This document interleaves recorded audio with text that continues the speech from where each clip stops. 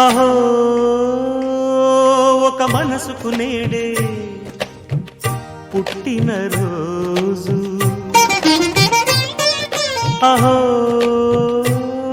తన పల్లవి పాడే చల్లని రోజు. ఇదే ఇదే కుహు స్వరాల కానుక, మరో వసంత గీతిక జనించు రోజు. అహో